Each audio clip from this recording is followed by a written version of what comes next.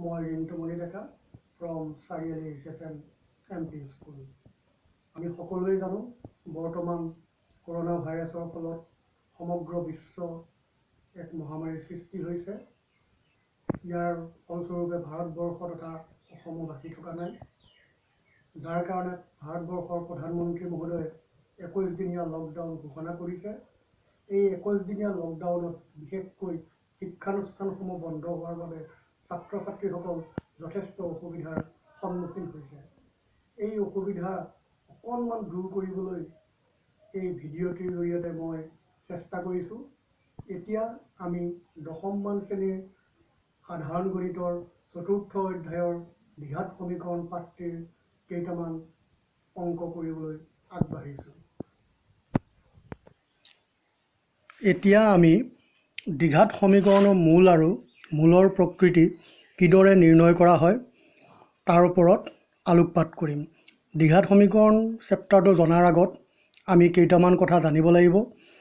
সমীকৰণ এটাকনো কেতিয়া দ্বিঘাত সমীকৰণ বুলি কোৱা হয়?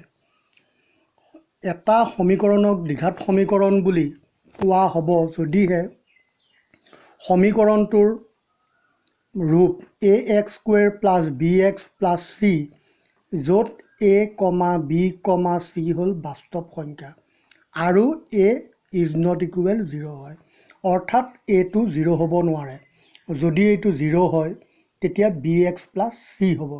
গতিকে তেতিয়া এইটো দ্বিঘাত সমীকৰণ নহ'ব। এটা দ্বিঘাত সমীকৰণ হ'বলৈ হ'লে ax² + bx + c = 0 এই ফৰ্মটো থাকিবই লাগিব। ইয়াক দ্বিঘাত সমীকৰণৰ আদৰ্শ ঠাঁচ বুলি কোৱা হয়। ax² + bx + c = 0 এইটোক আদৰ্শ ঠাঁচ বুলি কোৱা হয়। এইটো তোমালোকে মনত ৰাখিবা। কোনো এটা দ্বিঘাত সমীকৰণৰ মূলৰ প্ৰকৃতি নিৰ্ণয় কৰা হয় b² - 4ac ৰ সহায়ত। এই b² - 4ac বিবেচিকা বা ভেদ নিৰূপক ইংৰাজীত ডিছক্ৰিমিনেণ্ট বুলি কোৱা হয়। অৰ্থাৎ b² - 4ac-টোৱে ax² + bx + c = 0 দ্বিঘাত সমীকৰণটোৰ বাস্তৱ মূল আছে নে নাই নিৰ্ণয় কৰে। যদি ax² + bx + c = 0 দ্বিঘাত সমীকৰণৰ b² - 4ac > 0 অৰ্থাৎ b² - 4ac ৰ মান যদি 0তকৈ ডাঙৰ হয় তেতিয়া মূল দুটা স্পষ্ট বাস্তৱ মূল হ'ব। স্পষ্ট বাস্তৱ মূল মানে দুটা বেলেগ বেলেগ ধৰণৰ মূল হ'ব পাৰে। এইটো তোমালোকে মনত ৰাখিবা। b² - 4ac ৰ মান যেতিয়া 0তকৈ ডাঙৰ হয় তেতিয়া দুটা স্পষ্ট বাস্তৱ মূল থাকে। গতিকে ছেকেণ্ড পইণ্ট, b² - 4ac যদি 0 হয় তেতিয়া মূল দুটা সমান বাস্তৱ মূল থাকে। আৰু 3 নম্বৰ পইণ্ট, b² - 4ac < 0 হ'লে কোনো বাস্তৱ মূল নাথাকে। b² - 4ac ৰ মান যদি 0তকৈ সৰু হয় তেতিয়া কোনো ধৰণৰ বাস্তৱ মূল নাথাকে। এতিয়া আমি মূলৰ প্ৰকৃতি অৰ্থাৎ নেচাৰ অফ ৰুটছ কেনেকৈ উলিয়াই সেইটো গম পালোঁ। এতিয়া দ্বিঘাত সমীকৰণ এটা অৰ্থাৎ ax² + bx + c = 0 আৰ্হিত থকা সমীকৰণৰ মূল নিৰ্ণয় আমি কেনেকৈ কৰিম তাৰ এটা ফৰ্মুলা আছে, যাক দ্বিঘাত সূত্ৰ বুলি কোৱা হয় বা কোৱাড্ৰেটিক ফৰ্মুলা বুলিও কোৱা হয়। সেইটো হৈছে -b ± √b² - 4ac / 2ac। এইটো তোমালোকে ভালকৈ নোট কৰি ল'বা। এই ফৰ্মুলাটোৰ অবিহনে আমি দ্বিঘাত সমীকৰণৰ মূল উলিয়াব নোৱাৰিম। গতিকে এতিয়া আমি দ্বিঘাত সমীকৰণৰ মূল কেনেকৈ উলিয়াই মূলৰ প্ৰকৃতি কেতিয়া কেনেকুৱা হয় সেইটো আমি গম পালোঁ।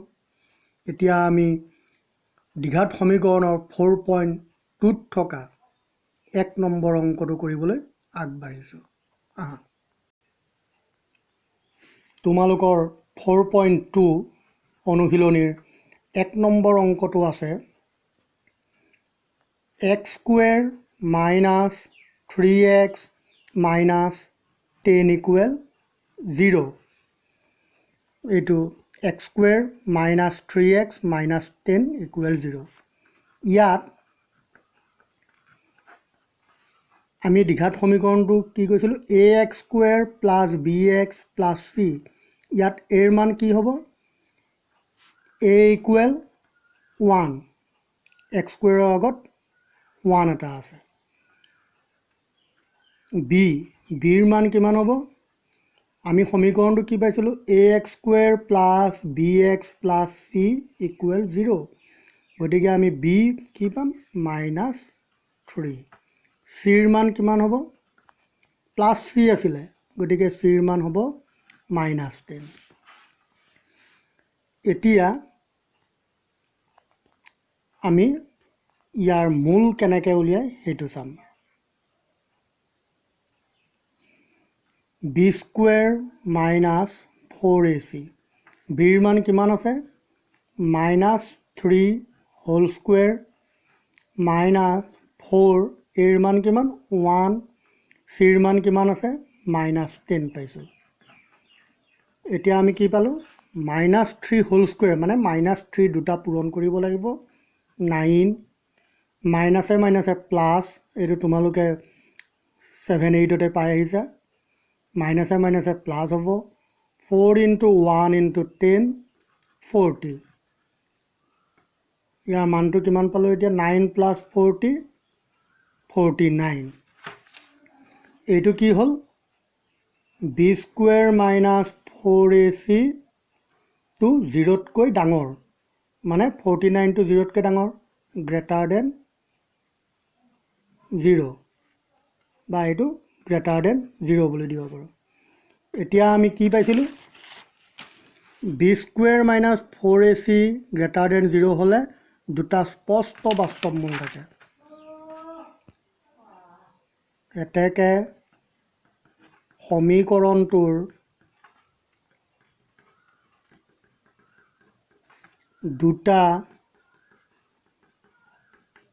সমান কি পালোঁ সমীকৰণটোৰ দুটা সমান বাস্তৱ মূল থাকে এতিয়া আমি সলভ কৰিম ইয়াৰ মূল দুটা উলিয়াম মূল দুটা ওলোৱা ফৰ্মুলাটো আছিল x equal -b plus minus √b square minus 4ac divided by 2ac ইয়াত আমি বিৰ মান কিমান আছিলে -3 এইটো বিৰ মান -3 প্লাছ মাইনাছ b স্কুৱেৰ মানে -3 হোল স্কুৱেৰ মাইনাছ 4 × এৰ মান কিমান পালোঁ 1 চিৰ মান কিমান পালোঁ -10